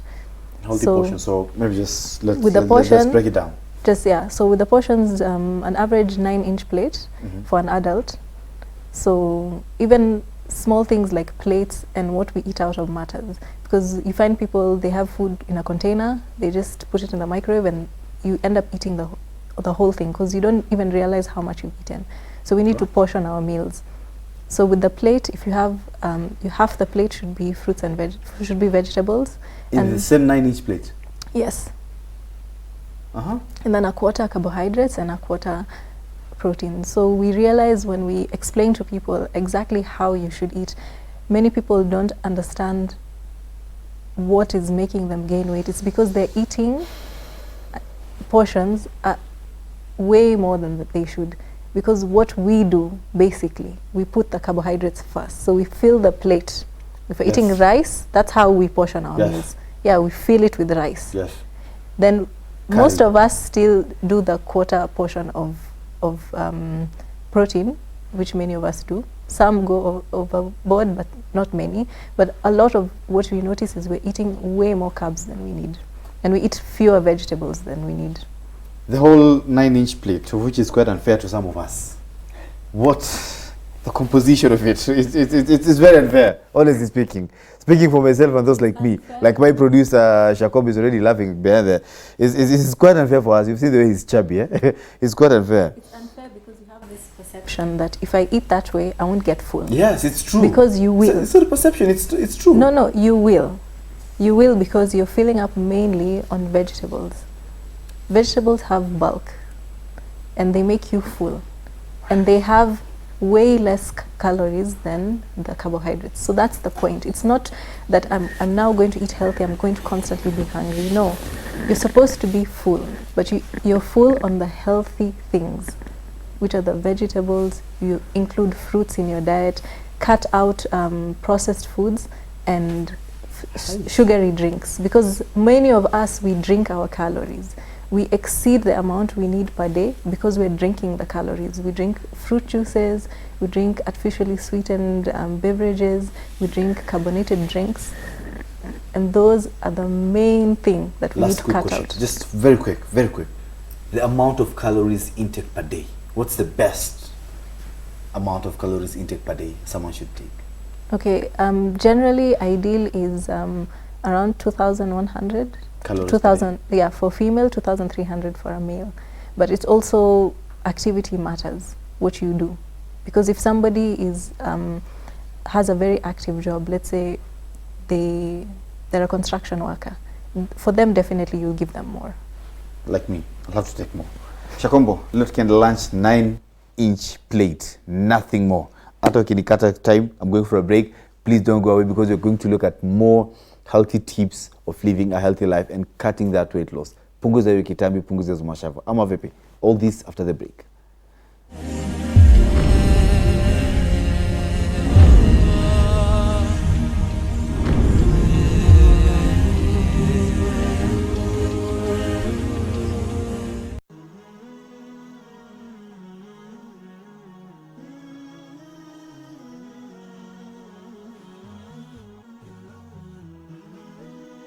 Horizon TV, the beacon for the nation.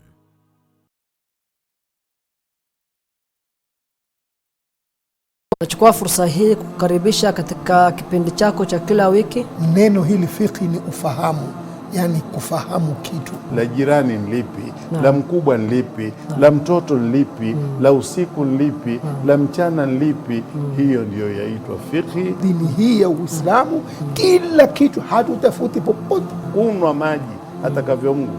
Kwa nini Mwenyezi Mungu ameharamisha nguruwe? Kwa nini Mwenyezi Mungu, mbona hujauliza Mwenyezi Mungu kwa nini amelalisha mbuzi? Mwenye kula nguruwe ni mtu kuwa hana wivu. Uislamu umekuja umekamilika. Hata wadudu watafuta amani, hawataki kuudhiwa na wao pia. Wala Uislamu haukuja kuwaudhi hata wadudu, ni makosa.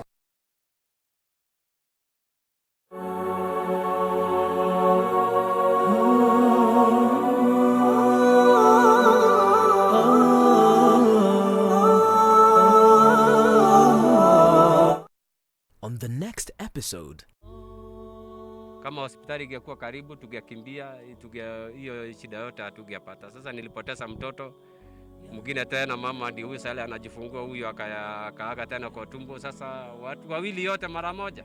Mungu tu ndio anasaidia sisi hapa. Mungu tu. Na sisi tunasalia nyumbani. Pikipiki ni shida sana hapa. Njia, matope, nini. Mzungu tena kukimbia anatufungia saa mbaya. Sasa unaona akakufia njiani.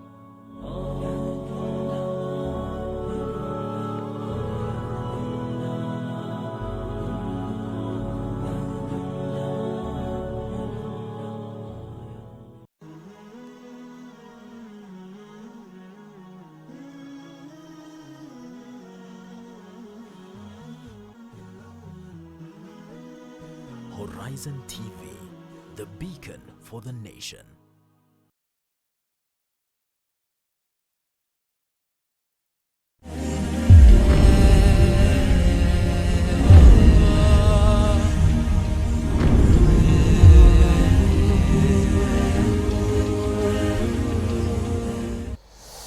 Fatma Deko says, hi. Isadin Isa says, assalamu alaikum wa rahmatullahi wa barakatuh. Alaikum salam. We need to take care of our health, especially on what we eat.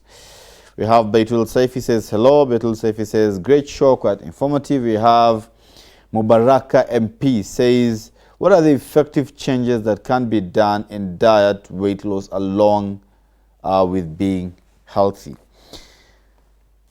He spoke of lifestyle diseases. And chakula kitamu lazima kitiwe tui nazi, wali wa nazi. You have chicken curry or fish curry together with coconut rice, you know. Before that, you have starters of viazi karai, mahamri with mbaazi ya nazi, you know, chai ya maziwa hapo imetiwa iliki, you know. Quite nice. I mean, such things. Do we let go of them ama ni vipi? No, healthy food doesn't have to be boring and doesn't have to be bland. Okay. It can be tasty. Yes. Some of the spices like cinnamon, ginger, garlic have very many health benefits. And when it comes to using coconut, nazi, especially in our communities, yes, I'd recommend, yes, you can use it, but not overdo it. If you're making a meal, choose one thing. If you want it to be samaki wa nazi, okay, just the samaki. Without the rice, no, the rice can be plain. You can imagine samaki wa nazi and wali wa nazi. Imagine. But you don't have to have both. Because now we're doing healthy trade-offs. So you choose one. Okay. Okay. All right. Mr. Simiyu, how do you measure? Ukiwa nyumbani, you just measure yourself, your BMI, and know whether you're in check or something needs to be done. If you're at home, it's not that hard. The BMI is the body mass index. If you're at home and you want to know if you are overweight or obese, yes, simple. The formula is weight divided by height in meter square. So you need to know your weight, then you divide your meter square. So you convert your height into meters, then you square it. Then you divide the weight by the meter square.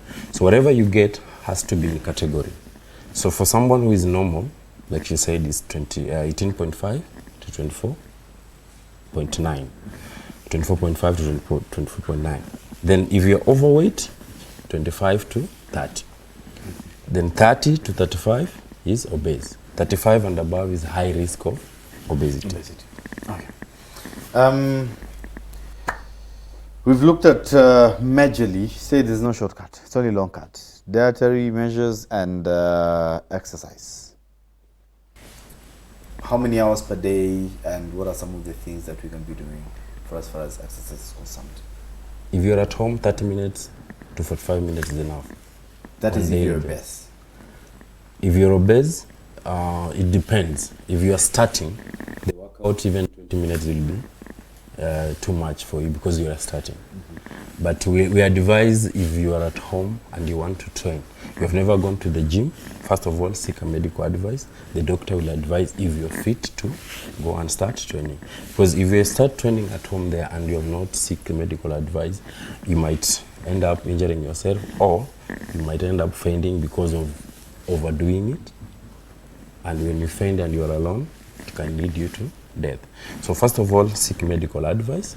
Then the doctor will advise you if you are fit to train, even if you are obese or overweight. Then, if you're at home alone, find someone who's a professional. We have more fitness trainers out there. We have a FitPack Fitness Professional Association of Kenya. It's an organization with fitness trainers. So they are more qualified and they can help you. We have trainers all over the country. Just find out the trainer who is near to you. A trainer can come at home. He can advise what to do. If you're not able to pay the trainer, maybe you can talk to the trainer to give you a program and also advise what to do so that you end up doing the right thing, avoid injuries and avoid getting more trouble. I'm sure you're going to have a demonstration of that, yeah? Yes. Perfectly fine.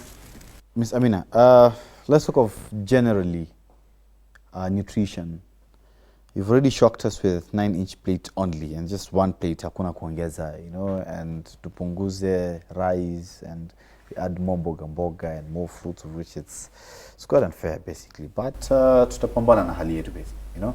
It's not that maybe we have anything to do. Apart from that, what else are the general dietary measures that one should take to maintain a healthy lifestyle? Moving on. Okay, so the tips is like what you've said. To watch your portions, to increase vegetables, reduce carbohydrates, cut out as much processed food as possible, junk food, and reduced sugary drinks. If you have to have, not every day, and just a glass is enough. And to practice mindful eating. Before you eat, ask yourself, am I really hungry? Sometimes we're thirsty. And we're it's eating. only a soda that can quench our thirst, a fizzy drink that can quench our thirst, maybe. That's what we think. But if we can avoid that, we can drink water, you can drink milk is even healthier. So mindful eating, watching how much, when you eat is also important. The time you eat, does it matter? Does it affect? Yes, because we would recommend you should eat like an hour before going to bed. So you give yourself time to digest.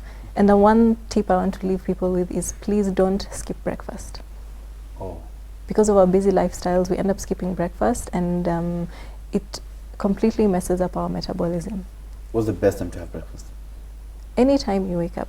Breakfast is fine, but it's also, don't skip it, and make sure you eat a balanced breakfast. So make sure it's not just toast and tea. You have to make it balanced. You have to have a protein, and proteins actually have been shown to create higher satiety value, meaning you get full for longer. So the next time you're hungry is later in the day, because many people eat breakfast, and by the time they reach work, which is 8, by 9 we're hungry again. It's because we've eaten the wrong breakfast. Okay, interesting. Okay, we have people who are elderly and maybe they might be diabetic or they have arthritis. So I'm sure in the demonstration you're going to show us what's best for them in terms of exercise. Amma? Okay? Sure, let's do it. Guys, need let me exercise, eh? Which is in the home. Okay. So now after the... I can do this in a suit. Come on, Doctor, Doctor, join us. She will demonstrate. She'll demonstrate, eh? I Also can also do it in a suit, eh? Yeah. Karibu, just, Simple one. Okay. So after you have seen the doctor, the doctor has advised that you are good to go. You can work out. Yeah. Now we have simple workouts you can start at home, even if you don't have a trainer. Maybe you can come here, Doctor, and just explain. Okay, so you're saying something. So she will demonstrate some normal workout you can do at home. We'll start with jumping jacks. Okay. So if you're a beginner, yes, you have never done anything, yes, as a start, she will demonstrate how you do as a beginner the jumping jacks. As a beginner, you just go slow. So Okay. you just like 1, 2. Oh, okay, interesting. Yeah. So, how do you do it again? Just 1. Yeah, go in. Sorry, my slip. So it's just to be wide. Just go wide. 1. Okay, interesting. That's as a beginner. Yeah, that's For a how long? beginner. So you can do that in a count of 20. Then you do you rest like 10 seconds, then you do something else. So the next one now, she'll demonstrate how to do it if you are not a beginner, you are intermediate now, or advanced. Okay. Demonstrate. Now those are the jumping jacks. Hii ni yetu sasa. Yeah. Maybe you can just come closer for the camera. Yeah. So how do you do it? Interesting. Hii ni yetu sasa. Yeah. For how long again?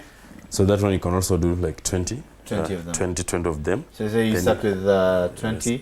Yeah. And then you the other rest, 20, but yeah? that's the one set. You also have to do another set. So you do a set of the workouts you want to do, then after you rest, you do another set of the repeat. So the second one, she will do the bambies. The bambies, yeah. She will start with the beginners, yeah.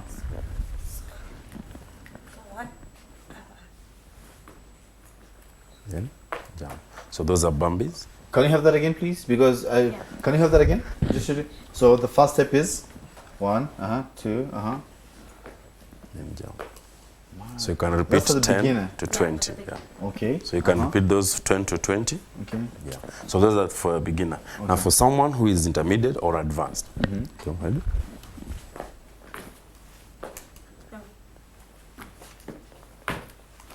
That's easy. It looks easy. That's easy. Trust me, it's hard. Really? Yeah. So you, as you continue, that I'm in a suit. When you start, you can only do 5. Yeah. Then when you continue, you'll add up to 10, up to 20. It's not easy, but you'll try tomorrow.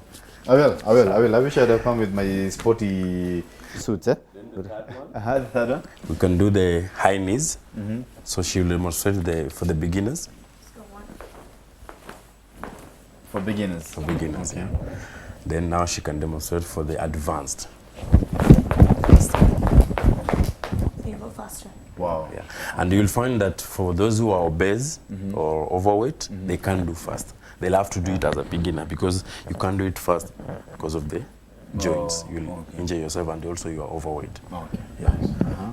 Then we have the kicks for the beginners, the front kicks. Yeah. So you can alternate right, left. Yeah.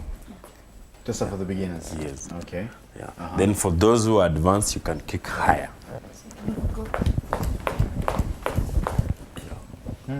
So those are the simple workouts you can do at home. Simple workout. Yeah. But for the before you reach to this, you can start by walking to the shopping center or a nearby walking tracks, maybe 1 kilometer. You start slowly by slowly. Okay. Yeah. Let's talk about the elderly who are maybe arthritis or diabetic and you know, the some risk factors involved in their workout. I mean, what are some of the best forms of exercise that they can engage in? The workout is for everyone, whether you are young or you are elderly. So it only depends with the fitness level you are in. If, for example, you are an elder, it means you'll have to go it slowly. Yeah. For example, for the knees, the elderly can do in a slow way. But we advise they start with walking until the body gets used to workout. And they can do it slowly by slowly. And for those people who have injuries, we avoid working out, for example, for the jumping high. If you have knees problem like arthritis, you can't do it because you'll feel pain. So that's why you have to do it slowly as a beginner. Interesting. Yeah. So, Doctor, just if you're just standing there, maybe we're gonna face this wide camera before I show you what I can do in workout. Okay. Maybe your last words to. I mean, you can join us. Just join us. You can tell us your last words to our viewers outside there regarding diabetes and for as far as obesity and weight loss is concerned. Diabetes, overweight is becoming more dangerous. Why? Because we are eating, but we are not active. So let's try and be active. It doesn't matter where you are, whether you're at home, whether you're at work. Try to be active in whatever you can. It can be walking, it can be jogging, it can be running, it can be swimming, it can be involving yourself in any activity like games and anything that will help you sweat, help you burn those calories because you are eating at the end of the day. So those calories need to be burned. Those calories need to be worked out on so that you are able to lose or maintain or lose. Interesting. Yeah. Nice. So like this Saturday, we have a free workout at RDF. It's a new gym opening at Nairobi West. It's opposite Nairobi West Hospital. It's a free workout. So those who are free, they're welcome on Saturday from 9 to 1. It's a new gym. It's a gym of a member of a fitness professional association is opening the gym. So those who are free and they want to test their fitness to start, they're welcome on Saturday from 9 to... How many hours? It's 9 to 1. I'll come show you what I'm made Those of. are 3 hours. I'll come show what I'm made of. Then next Saturday, we also have another challenge. It's called Sabah. Okay. So the Fitness Professional Association is part of it as partner. We're helping them to partner and also do the challenge. It's being done in Isiolo County. Oh, yeah. So you cater for your transport and accommodation. It will be on Saturday 10th. How many days? No, only one day. Only one day. You go 10th. You do the activity. It's a challenge, the obstacle challenge. Okay. So it's 10,000, but you pay for your own transport and accommodation. So Saturday, and all the money that will be collected there, it goes to the charity to help the women in Isiolo County. Perfect. Yeah. Madam Nutritionist, tell us, what are your final words Final to our words viewers back home? is let's take care of ourselves and watch what we eat. Okay. Because at the end of the day, it's for our own benefit. Yeah, and your health is your wealth. Wow. Your health is your wealth. Arwa, you came in the last segment. Yes. Have anything to say? I'll just say that fitness is a lifestyle, so you should always work on it and always be physically active. Wow. Yeah. Okay, nice. There's one that you're doing for the advance. I mean, are you ready? We can do that, Doctor, before we walk out, eh? We can do that together. Are you ready? Are you ready? Yes. The burpees. We can do that, eh? Okay, sir. You can come closer. As on my counter. 1, 2, 3. Let's go. Yes, as I'm signing out, we are working out right here, losing some weight, and woo, my belly is bouncing. My goodness. See you next week. Aisha will be coming tomorrow with Roundtable, so be sure to catch in from the newspaper review all the way to the Roundtable, and at night we'll be meeting with a live, real talk. Keep it Horizon TV, and this is how we say Masalam. Whew, nice. Guys.